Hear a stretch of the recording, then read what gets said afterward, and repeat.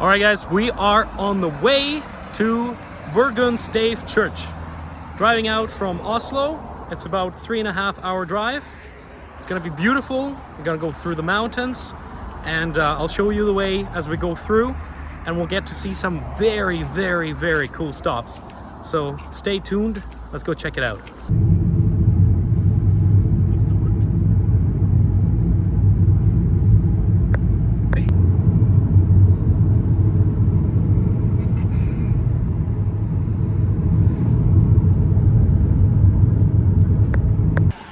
Oh man, Norway is truly the country of fjords. Everywhere you go, every turn you have, there's a fjord somewhere to the side. Just check this out. Look at that. Look at that. Look at that beautiful, beautiful fjord. Goes for miles and miles and miles. All around it, you have little houses, little cottages and farms. And, you know, it's very warm outside right now, so you can probably go for a dip. And you see people have their boats here, their little piers. So just a fantastic, fantastic road. Wow, look what we just found. I think this might be maybe like an ancient Viking headlight or something. Wow, look at those. Look at the artwork on this one.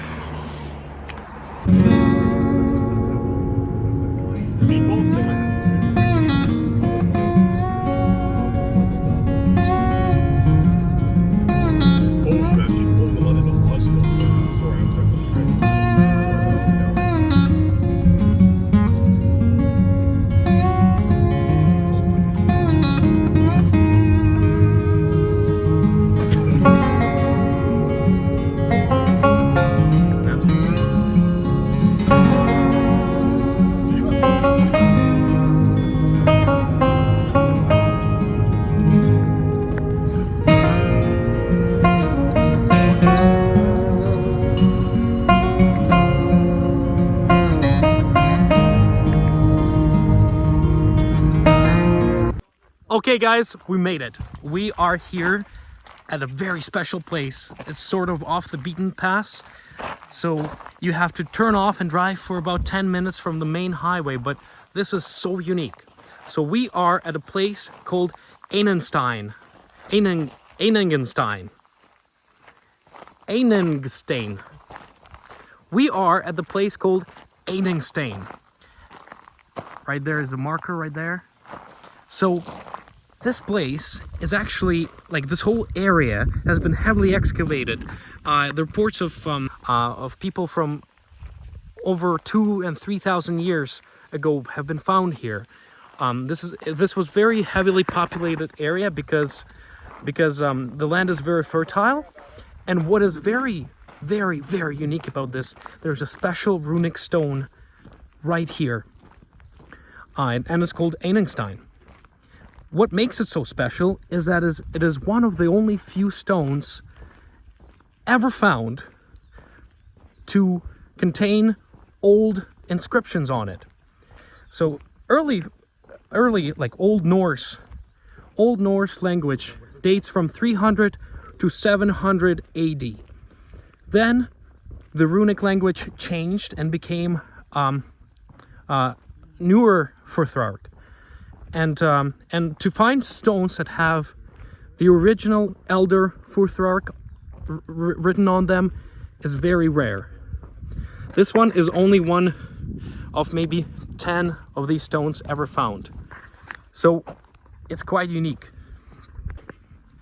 Another thing that makes it really unique is that it is found in its original place. So this is where this stone has been placed 1700 years ago, somewhere around 3rd or 4th century. That's where they date it to be put here, and it hasn't been moved yet. How cool is that? It stands still in its intended place. So here we guys are at the runic stone. This is amazing because it makes you think this is probably where somebody is buried. Although some people say it might have been not a burial ground, but you know, sometimes runes were written with a magical purpose. So the runes were supposed to be like a magical incantation of goodwill or protection symbol. So the inscriptions on these stone might mean two things, either a burial or a protective incantation. So that's up for debate. But what is not debatable is that this stone has not been moved for more than 1,300 years. So it's been placed here by people even before Vikings came along, because Vikings came along in the 700. So we're standing at a very, very important historical place in Norway. And I think it's just so cool to come here and see it for yourself, to be a part of this history if you're on this route.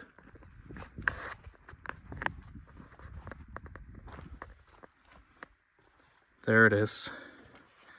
It's protected by the glass, so unfortunately it's very hard to have a shot without a reflection. But here is this very, very important and unique landmark. Brought here, placed here, and carved by somebody 13 or 1400 years ago. So this is actually the runes themselves.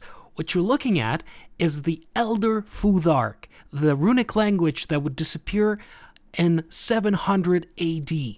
These faint red spots that you're seeing are the remnants of the runes carved into the stone and then painted over with a red dye. It is written from top to bottom or from right to left, and that is why when you look at the runes themselves, they look as if it's a mirror image of the regular runes that you would see. So when it comes to the inscription itself, what it says is this: I, God Guest, painted or written these inscriptions. So it is the writer himself that has left his claim here. So whoever put these runes here was the person who wanted to leave us with this message. Now, why did he just simply say that that's me who wrote it? It's very hard to say. Was it for his relative that he was burying? Or maybe it was somebody saying, this is me, I therefore say this place is protected from all evil powers. Maybe that's what it is. It's very hard to say. There's a lot of mystery to it.